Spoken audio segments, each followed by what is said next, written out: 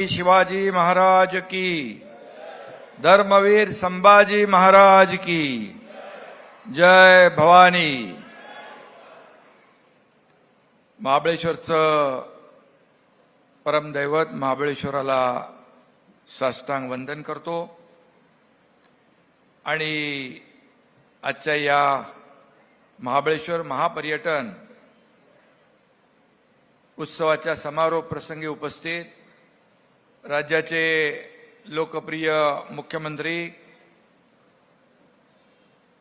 देवेंद्रजी फडणवीस साहेब, सभापती विधान परिषद प्राध्यापक रामभाऊ शिंदे, पर्यटन मंत्री आणि पालकमंत्री शंभूराज देसाई, उद्योग मंत्री उदय सामंत, सार्वजनिक बांधकाम मंत्री शिवेंद्रराजे भोसले, ग्रामविकास मंत्री जयकुमार गोरेजी, मदत व पुनर्वसन मंत्री मकरंद पाटील,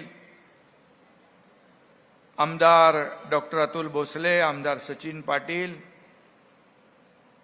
आणि याच्या ब्रँड अँबॅसेडर पर्यटन विभागाच्या मृणाल कुलकर्णी मॅडम, अभिनेत्री नवेली देशमुख मॅडम आणि सर्व व्यासपीठावरील आपले अधिकारी आहेत, जिल्हाधिकारी आहेत,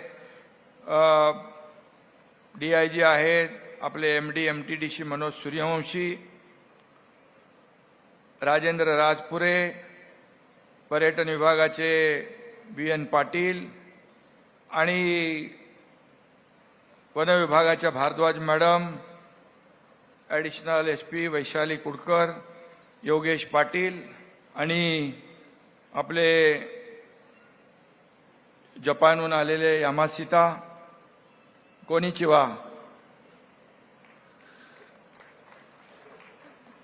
I welcome all our guests from Japan to Mahabaleshwar, इराशाई मासे आणि सर्व मान्यवर, खरं म्हणजे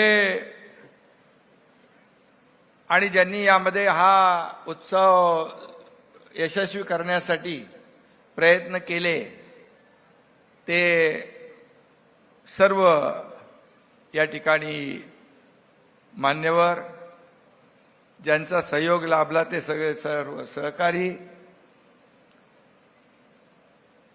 आणि गेले 3 दिवस महाबळेश्वरच्या या ऐतिहासिक भूमीमध्ये महापर्यटनाचा महाउत्सव याचा समारोप असला तरी खऱ्या अर्थाने मगाशी रामभाऊनी सांगितलं, महाबळेश्वर म्हटलं की टेम्परेचर खाली येतं, तिकडून ते आले तेव्हा टेम्परेचर वर होतं, महाबळेश्वर आलं की खाली जातं आणि हेच तर खासियत आहे।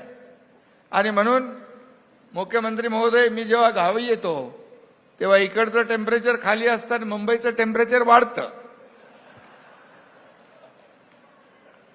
आणि मग विरोधक काही लोक आपले हितचिंतक आणि वृत्तवाहिन्या हेडलाईन बनवतात। मी देखील त्याचा आनंद घेत असतो, कारण तुम्हालाही माहित आहे का मी इकडे येतो, आज तुम्हाला पटलं असेल, इथे निसर्गरम्य सौंदर्य आहे आणि महाबळेश्वर पासून खाली गेलो आपण, कोयना बॅकवॉटर 80-90 किलोमीटर आहे, निसर्गच निसर्ग आहे। शिवेंद्र बाबा इकडे आहेत, मुनावळ्याचा आम्ही प्रकल्प केला, तिथं कोण जात नव्हतं, आज हजारो पर्यटक जाऊ लागले आणि खूप पोटेन्शियल आहे। आणि म्हणून शंभूराज देसाई यांनी जे सांगितलं की पुढच्या नोव्हेंबर-डिसेंबरमध्ये कोयना बॅकवॉटर महाफेस्टिवल आपण घेतला पाहिजे, तर खऱ्या अर्थाने रामभाऊ, देशातले नाही जगभरातले लोक इकडे येतील आणि महाबळेश्वर आणि हा संपूर्ण जो काही परिसर आहे याचा निसर्गरम्य परिसर आणि इथली सगळे खाद्य संस्कृती, इथलं सगळं जे काही इथलं संस्कृती आहे, कल्चर आहे, त्याचा अनुभव घेतील आणि फायदा घेतील आणि नक्की आनंद लुटतील। आणि म्हणून मुख्यमंत्री महोदय, आपणही याला मान्यता द्याल असा मला विश्वास आहे, कारण शेवटी महाबळेश्वर आता एक आणि हा संपूर्ण जो परिसर आहे हा कांदाट खोऱ्यामधला अगदी पाटणपर्यंतचा, पूर्वी संपूर्ण बॅकवॉटरमध्ये धरण परिसरामध्ये सगळी बंदी होती, पण मी जेव्हा मुख्यमंत्री आणि तुम्ही गृहमंत्री होते त्यावेळी आपण दोघांनी ठरवलं म्हणजे 1960 पासून बंदी होती ना, जेव्हा धरण झालं तेव्हापासून. आणि मग ते आपण बंदी उठवली आणि या भागातल्या लोकांना पर्यटनालाही चालना मिळते, इथल्या लोकांना रोजगारही मिळेल. आपली एक संकल्पना आहे की या भागातला तरुण कोणी या ठिकाणी नोकरीसाठी आपला प्रदेश सोडून, हा भाग सोडून मुंबई, ठाणे असेल, पुणे असेल, या भागामध्ये रोजीरोटीसाठी, रोजगारासाठी त्याला जावं लागू नये, त्याला इथंच रोजगार मिळावा, इथंच रोजीरोटी मिळावी, आई वडिलांची आणि आपल्या काळी मातीची सेवा करून त्याला इथंच आपला त्याचा उदरनिर्वाह व्हावा, अशा प्रकारची संकल्पना आणि भूमिका आपल्या सरकारची आहे. म्हणून जे गेलेले आहेत ते परत आले पाहिजे, यासाठी शंभूराज अशा प्रकारच्या पर्यटनाचा आणि पर्यटन महोत्सवाचा फायदा आणि आयोजन हे आवश्यक आहे. आणि म्हणून खऱ्या अर्थाने हे जे पर्यटन आहे, महापर्यटन महोत्सव खऱ्या अर्थाने महाराष्ट्र पर्यटनाला एक चालना देणारा ठरेल असा विश्वास मी या ठिकाणी व्यक्त करतो. खरं म्हणजे सह्याद्रीच्या पठारावर आणि निसर्गाच्या कुशीत वसलेलं हे ठिकाण आहे. येथील महाबळेश्वर मंदिर आहे, जवळच असलेलं जावळीचं खोरं आहे, प्रतापगड आहे, असे अनेक, मकरंदगड आहे, वासोटा फोर्ट आहे, या ठिकाणी आपलं कास पठार आहे, सगळं निसर्ग सौंदर्याने नटलेलं आहे. आणि म्हणून खऱ्या अर्थाने सगळा भाग जो आहे, ह्या जावळीचं खोरं छत्रपती शिवाजी महाराजांच्या पदस्पर्शाने पावन झालेली भूमी आहे, त्यांच्या इतिहासाची साक्ष देणारी भूमी आहे. आणि म्हणूनच याचं महत्व आगळं वेगळं आहे. आणि म्हणून इथला निसर्ग, इथला इतिहास, इथली परंपरा आणि त्यामध्ये घडत गेलेलं लोकजीवन याचं पारदर्शी प्रतिबिंब या उत्सवामध्ये उमटलेलं आपण पाहतोय. आणि म्हणून मी मुख्यमंत्री महोदय कालपासून परवा ज्या दिवशी आलो त्या दिवशी अनेक स्टॉलला भेटी दिल्या.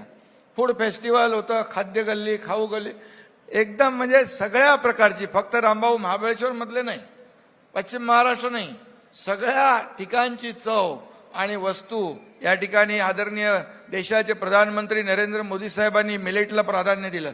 मिलेटच्या अनेक वस्तू इथं पाहिल्या आणि म्हणजे आपण विचार करू शकत नाही अशा प्रकारचं त्या महिला बचत गटांनी या ठिकाणी आपले स्टॉल मांडले होते. आणि म्हणून एखाद्याच्या मागे जेव्हा सरकार मागे उभं राहतं तेव्हा ते काय करू शकतात याचं उदाहरण, याची प्रचिती या पर्यटन महोत्सवातून आलेली आहे.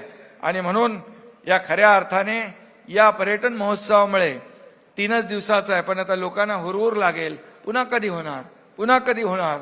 आता मुख्यमंत्री तर इकडे आहेतच बसलेले, आणि पुन्हा कधी होणार शंभूराज, तुमच्या प्रश्नाचं उत्तर ते देतीलच. कारण शेवटी आता लोकांचं आकर्षण आहे. 3च दिवस. मी यांना सांगितलं 3 दिवस का ठेवलं तुम्ही? बोले काय 3 दिवसात, आठवडाभर ठेवायचं होतं. बोले 3 दिवसात जर काय गडबड झाली, जर सक्सेस झाला नाही तर सगळे मला. पण 3 दिवसामध्ये आज 3रा दिवस आहे. खूप मोठ्या प्रमाणावर इथे हजारो लोक आलेत आणि सगळे टेंट सिटी, सगळ्या ठिकाणचं जे काही आयोजन आहे ते अगदी फुल झालेलं आहे. आणि म्हणून मी एवढंच सांगतो की या ठिकाणी हा पर्यटन उत्सव महोत्सव हा यशस्वी आज समारोप आहे, यशस्वीतेकडे जातोय.